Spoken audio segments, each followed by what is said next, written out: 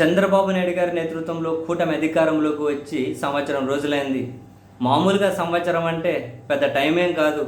పాలక పక్షాలు వాళ్ళ క్యాడర్లో ఎక్కడ లేని ఉత్సాహంగా అనిపించాలి, ఎక్కడ లేనటువంటి ఆనందంగా అనిపించాలి మన ప్రభుత్వం అధికారంలో ఉంది అని. కానీ ఆ పార్టీ క్యాడర్లో ఎవరో కొందరు అతివాదులు తప్ప, ఎక్కడ ఛాన్స్ దొరికితే అక్కడ విచ్చలవిడిగా సంపాదించుకునే వాళ్ళు తప్ప మిగతా ఎక్కడ వాళ్ళు కూడా ఆనందంగా లేరు, సంతృప్తిగా లేరు. వాళ్ళు తీవ్ర అసంతృప్తిగానే ఉన్నారు.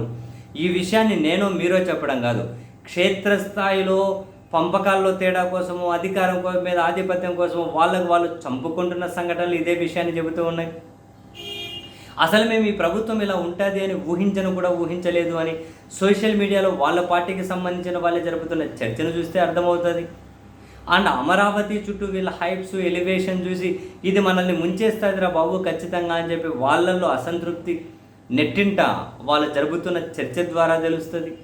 ఇవి ఒకటే అని కాదు, ఎక్కడికక్కడ కింది స్థాయిలో సంవత్సరం తిరక్కముందే వందల కుటుంబాలు వెళ్ళి వైఎస్ఆర్ కాంగ్రెస్ పార్టీ కండువాలు కప్పుకుంటూ ఉండడం, అండ్ అధికార పార్టీ ఎన్ని ప్రలోభాలకు గురి చేసినా, ఎన్ని తలకిందులు పడ్డా కూడా వైసీపీకి సంబంధించి క్షేత్రస్థాయిలో స్థానిక సంస్థల ప్రజాప్రతినిధుల్లో మరొకరిను పూర్తిగా వీళ్ళ వైపు లాగేసుకోలేకుండా ఉండడం, వైఎస్ఆర్ కాంగ్రెస్ పార్టీ క్షేత్రస్థాయి నాయకత్వం నుంచి బ్రహ్మాండమైన ప్రతిఘటన కనిపిస్తూ ఉండడం, ప్రతిదీ కూడా ఇవన్నీ ఒక ఎత్తు అయితే వందల కుటుంబాలు వైసీపీ కండువాలు కప్పుకుంటూ ఉన్నాయి.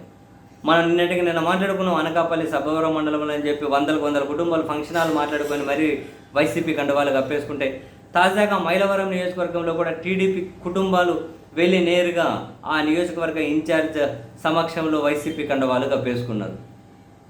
క్షేత్రస్థాయి నుంచి కూడా పాలకపక్షానికి సంబంధించిన క్యాడరే అంటూ ఉన్నారు, ఇక మా ఎమ్మెల్యే వన్ టైం ఎమ్మెల్యే.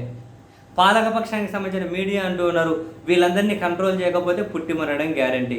పాలకపక్షానికి సంబంధించినటువంటి ఆ కన్సల్టెంట్లు, ఆ స్ట్రాటజిక్ అనలిస్టులు, వీళ్ళు ఎవరో వాళ్ళ స్థాయిలో వాళ్ళు అంటూ ఉన్నారు 92 చోట్ల వ్యతిరేకత ఉంది, ఇప్పటికిప్పుడు ఎన్నికలు జరిగితే 100 మంది ఓడిపోతారు. వీళ్ళని జనాలు చేదరించుకుంటూ ఉన్నారు.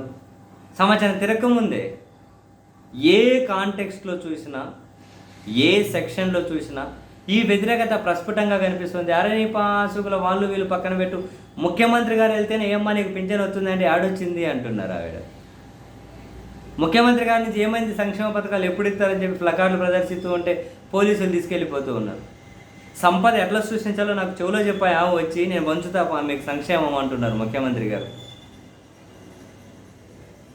సో వరుసగా అందరూ టీడీపీకి సంబంధించిన వాళ్ళు సంవత్సరం తిరగకముందే వైసీపీలో చేరుతూ ఉండడం, టీడీపీ అంటే పాలక పక్షానికి సంబంధించినటువంటి పార్టీలు ఎవరైతే ఉంటారో అందులో ఉన్నటువంటి కొందరు ఎమ్మెల్యేలు, సీనియర్ నాయకులు కూడా వైఎస్ఆర్ కాంగ్రెస్ పార్టీలు ఇప్పటి నుంచి కట్సీ ప్లేస్ కూర్చుంటున్నారు. ఎవరు అవునన్నా కాదన్నా ఇది నిజం, కట్సీ ప్లేస్ కూర్చుంటున్నారు. ఆల్రెడీ రావడానికి వాళ్ళు సిద్ధంగానే ఉన్నారు. మీరు రాబోయే రోజుల్లో చూస్తారు.